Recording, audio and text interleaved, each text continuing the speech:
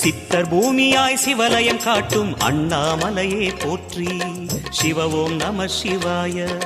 பக்தர் நெஞ்சினை சிவமயமாக்கும் சிவபெருமானே போற்றி. ஹர ஓம் நம சிவாய.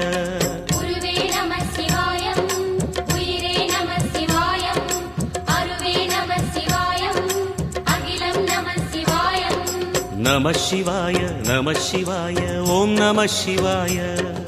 நம சிவாய நம சிவாய ஓம் நம சிவாய.